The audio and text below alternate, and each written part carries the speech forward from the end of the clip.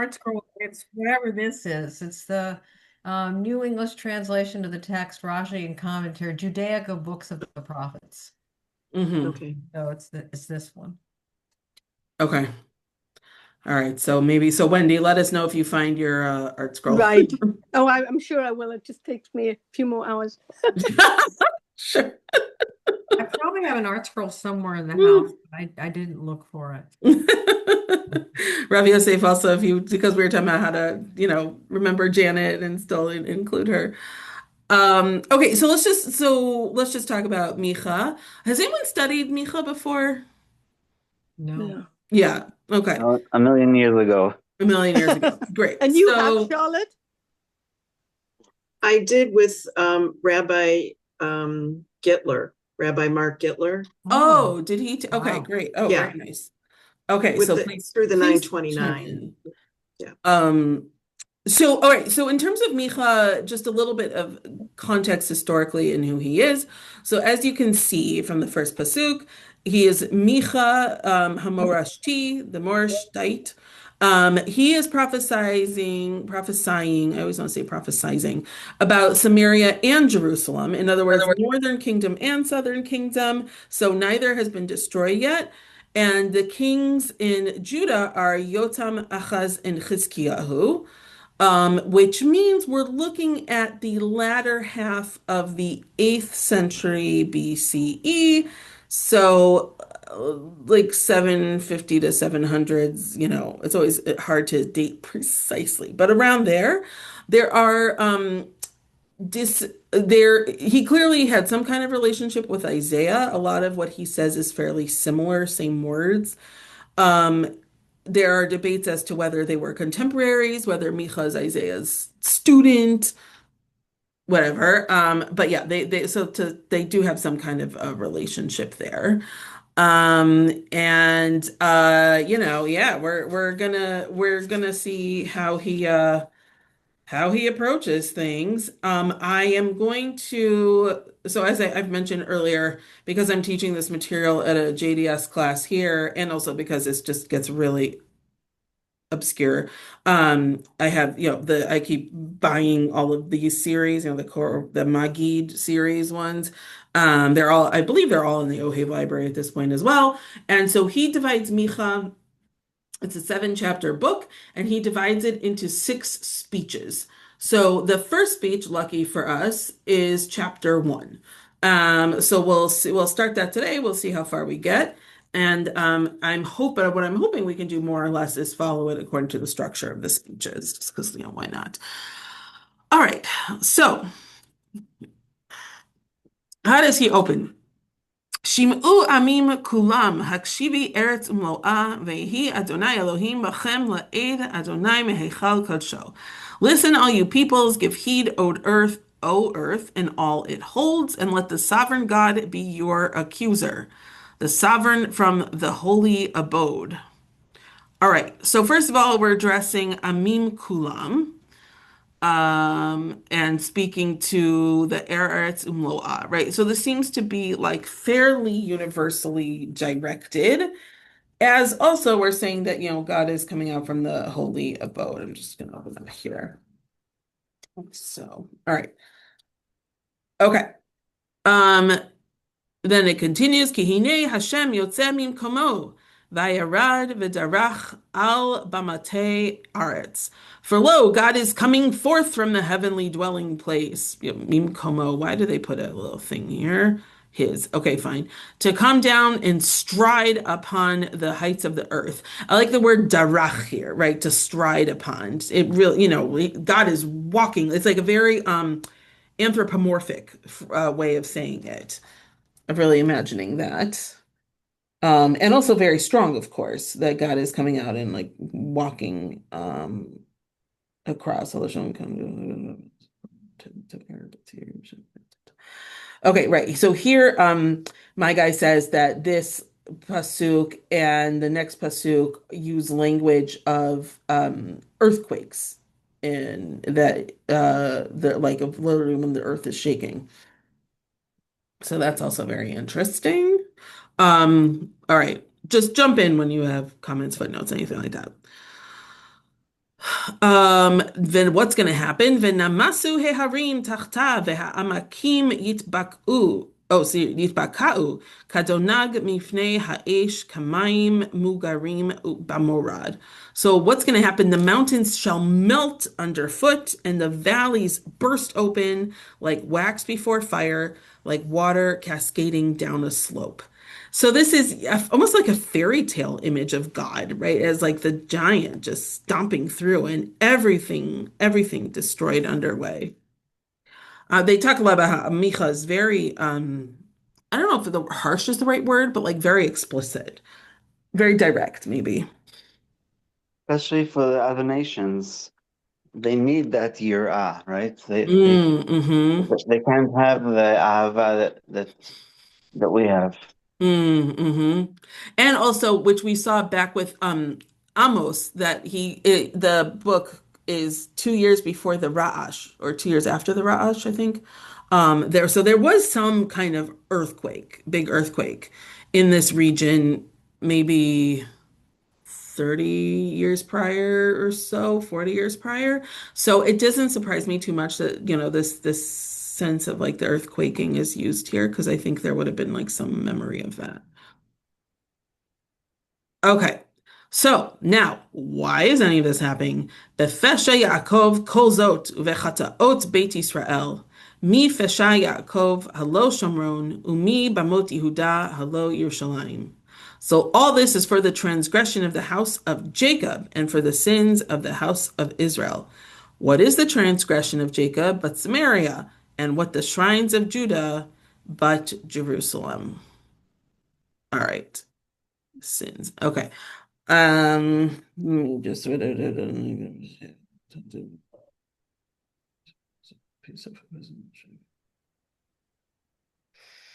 yeah, all right. So we're now yelling at both, right, the northern and southern kingdoms. All right. V'samti shomron le'i hasadeh lemata'e charem v'higarti lagai avnoneha v'yisodeha agaleh. So I will turn Samaria into a ruin, in open country, into ground for planting vineyards, for I will tumble her stones into the valley and lay her foundations bare.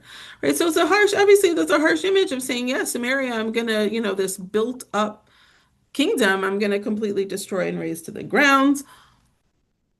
Yeah. So, that's powerful stuff for sure. V'chol pesileha yukatu, v'chol etnanea yisarfu ba'esh, v'chol atzabeha asim shemama ki me'etnan zona ki batza, ve'ad etnan zona yashuvu. All right, there's a lot going on here. All her sculptured images shall be smashed, and all her prostitutes' wealth be burned. Curious how you have etnaneha translated, prostitutes' wealth. It's like the prostitutes, what's the word I'm looking for? Uh I don't know what the word I'm looking for is right now, but we see the term elsewhere. I'm curious if you have, what do you have translation for etnaneha? Do you have prostitutes' wealth also? Hire of the harlot, meaning like the price of this. I shall lay waste for the hire of the harlot it gathered, and to the hire of the harlot they shall return. Okay, yeah. So here, I mean, both consist. So my guy makes clear that this is all connected to idolatry, right? It's not actual literal harlotry. It's idolatry in the sense that it's cheating on God. And there is a prohibition in Kitetze of bringing the etnan of a harlot to the Beit Mikdash, right? Yeah, definitely.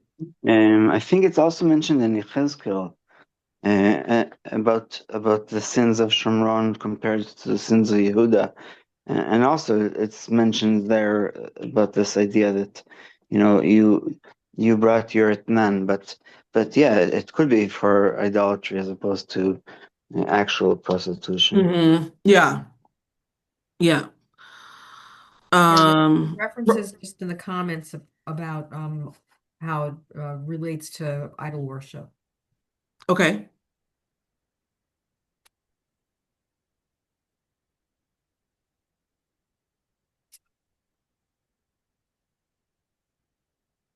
mean, it seems to, I mean, it makes sense to connect it to idol worship in that it's like saying that we're going to make a waste heap of all the idols. Atzabeha means idols, also, means literally the thing that like causes you pain or causes you distress.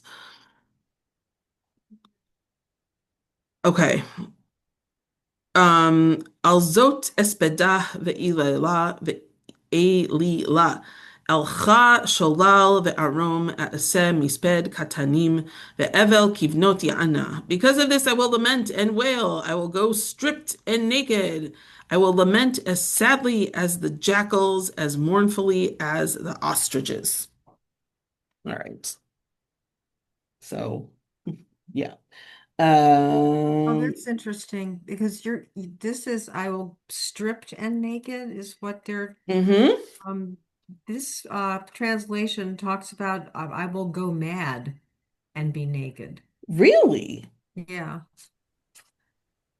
Trying to think of how they could have Like translated. raw anger. I don't know. Canada right now and ostriches don't go together, so Yeah. we killed 400 of them. Our government killed 400 of them. Really?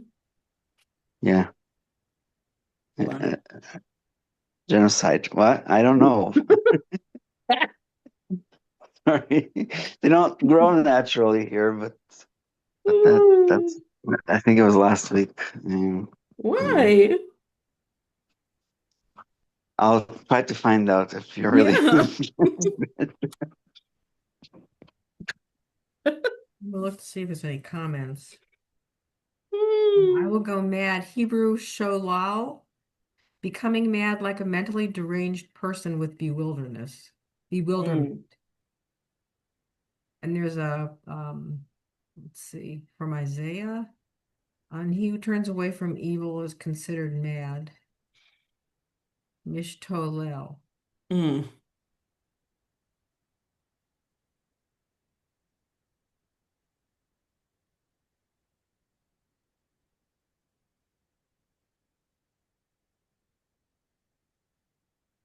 All right. Ki anusha makoteha kiva'a ad Yehuda naga ad sha'ar ami ad Yerushalayim.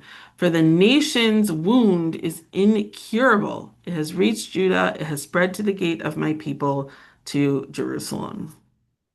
Any interesting thing on what this wound is?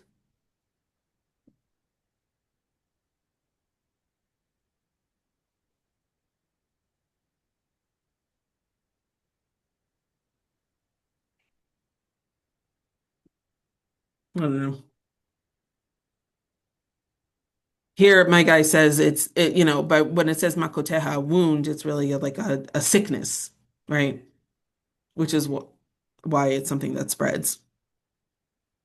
Um, just looking here, there's some comments. Um, Anusha, for she is ill from her wounds. Mm, Then there's a quote from Rashi, and it became mortally ill. According to Rashi, the verse is elliptical.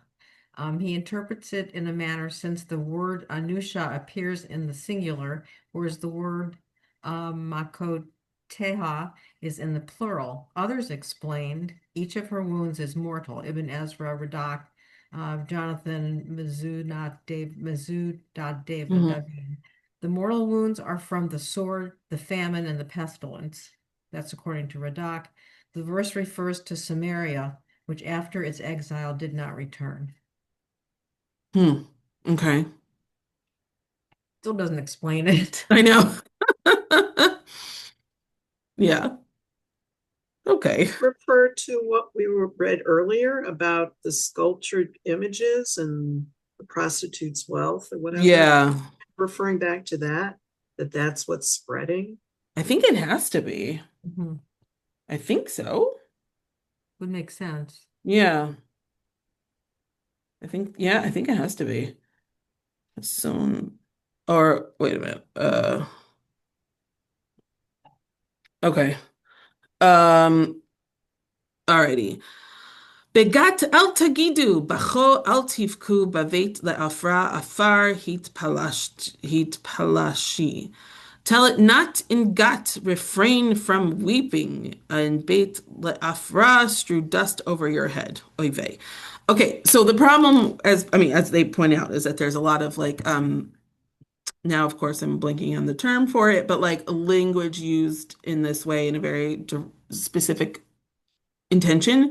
Right, gat is a place. Al tagidu, right, similar word, don't speak.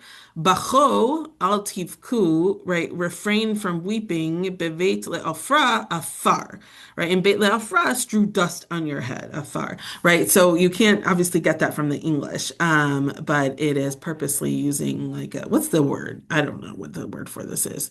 So strew dust over your head, right, Gat playing is this one of pun. the five Philistine cities. And um, and David also said that in his lamentation for Jonathan and Saul, Hmm. that you should not publish this to the Philistines because they'll just rejoice that in our demise. Mm-hmm. Mm-hmm. Yeah. Yeah. All right. Ivri lachem Yoshevet Shafir Eria Boshet Lo Yatzah Yoshevet Anan Mispad Beit Ha'etzel Yikach Mikem Emdato. So pass on, inhabitants of Shafir. Did not the inhabitants of Za'anan have to go forth naked in shame? There is lamentation in Beit Ezel. It will withdraw its support from you. All right. Please jump in with any comments here?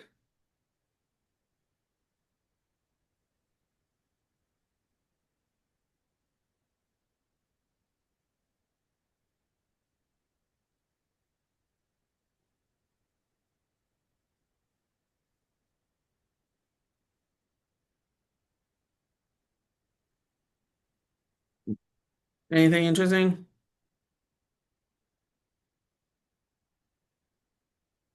Um, okay, well, these are different places destroyed. Ki chalal letov yoshevet marot ki yarad ram et Hashem l'sha'ar Yerushalayim. Though the inhabitants of Marot hoped for good, yet disaster from God descended upon the gate of Jerusalem. Um, so I'll do the next one also. Retom hamerkava lerechesh yoshevet lachish reshit chatati levatzion kivach nimtzeu pish'ei Israel. Hitch the steeds to the chariot, inhabitants of Lachish. It is the beginning of Fair Zion's guilt. Israel's transgressions can be traced to you. Actually, just this morning was teaching about the horrific destruction of Lachish by the Assyrians before they got to Yerushalayim, and they weren't able. They weren't able to destroy Jerusalem. But Lachish is just this big city that was like just it was horrible what happened there. So this is I guess before that, but it's interesting to see the warnings come out. Lachein titnei shiluchim al moreshet gat batei achziv achzav l'malchei Yisrael. Truly must give a farewell gift to Moreshet Gat. The houses of Achziv are to the kings of Israel like a spring that fails. Batei Achziv le'achzav. So once again, we have the same, shoresh being used in a little bit different ways here. Achziv is a name that our fair Achziv is, okay, like to the kings of Israel, like a spring that fails. All right. You know what? Let's just do the last two psukim and then we'll stop. And that way we've at least seen chapter one. Od hayoresh avilach yoshevet maresha ad adulam yavo kavod Israel. A dispossessor will I bring to you who dwell in Maresha at adulam, the glory of Israel shall set. Right, so that's really bad, obviously, right? I'm going to bring someone to displace you and take your land. So what should you do? Karchi vegozi b'nei ta'anugayich. Harchivi korchatech kanesher kigalu mimech. Shear off your hair and make yourself bald, for the children you once delighted in. Make yourself as bald as a vulture, for they have been banished from you. All right, so basically, mourn because bad things are coming. One comment I saw about that here, it's translated as vulture, that it was a specific kind of vulture is the theory that has a white head, and so it looks like the bald it looks like the big first half of the pasuk of shear your hair, make yourself bald, so that the bird looks the same way, and that's like why it says that. And yeah, so like The bald engage in. eagle? I'm sorry. Yeah, I thought that's what it would be, but then it said Yeah, something else my about a vulture translation is instead. eagle. Oh, it does say eagle. Okay, Yeah, interesting. yeah. Yeah. So this, as always, this is quite bad and very direct. That there's no like, oh, but don't worry here. It's just very straightforward. Like, here's what's going to happen. All the bad things. So get ready. No hedging or anything like that. Dear, I feel bad here. I know you're looking so hard through your through your book. Any footnotes or anything before we stop? What is Micha known for? I mean, there are a couple passages that are in Haftorah. A bit is he known for any particular occurrence or miracle or? I mean, Hatznei Lechet Imelokecha is like the most known verse from chapter 6, the walk humbly with your God. Um, what my guy argues is the defining feature of Micha, and I actually had my students do something on this, is that he's even though he's like a contemporary-ish of Isaiah, he doesn't really have the hope element that Isaiah does. He just kind of says it how it is, right? And so I actually had them research what psychologists say is like a better way to deliver bad news to someone. Is it better to like weave it in with a message of hope and temper it, or is it better to just be direct? Because yeah, that's kind of Micha in a way. It's just like, yeah, all this bad stuff's gonna happen. hmm And what was the answer to that? It was interesting. They kind of found the same articles, but had different perspectives on how they would. I said, like, which is better, and then how do you think you would want bad news delivered to you? And that's where you saw a lot of difference. Yeah. Hmm. hmm Yeah, it was interesting. It was very interesting. Yeah, It's like I have good news and bad news. You want the good news first or the bad news first, right? exactly, exactly, exactly. I also had them for comparing Hosea and Amos say, what do you think is worse, idolatry or abusing the poor? And which message would you find more compelling? Yeah, so it's interesting. I try to get them thinking, right? Because it's like, as Mhm. we all know, when you look at this material, it's like, oh my God, how obscure and painful is this, right? And the trick is like, more things change, the more they stay the same. So there's got to be stuff in here that's relevant to us, right? Because Yeah. human beings are not that complicated. We do the same stuff over and over again, right? So, like, what are you The gonna the find? issue with talking about idolatry is that it's not just worshiping an idol. There are some horrific practices that go along with it. So it's not just like being Adam Lamakom, because if you're sacrificing children and other Mm, people as hmm part of your idol worship, then it brings in another dimension and makes it. Yeah, that's a great point. Yeah, totally, totally. Okay, I need to go run teach Gemara class. It was lovely to see all of you. Of course, missing Janet very much. Let's continue this conversation, and I will see you next week, if not sooner. Thank you so much, Thank you, Ruth. Ruth. Stay warm. Wow. Yes. Yeah. Yes, I caught the cold front twice, once in St. Louis and now here. So, Oh, no. yeah, that was one downside. Anyway, okay, so stay warm, everyone. Rav Yosef, I'm sure you're already in Thank, your parka and wool and all that stuff. thank you. All Almost. right, bye. Bye.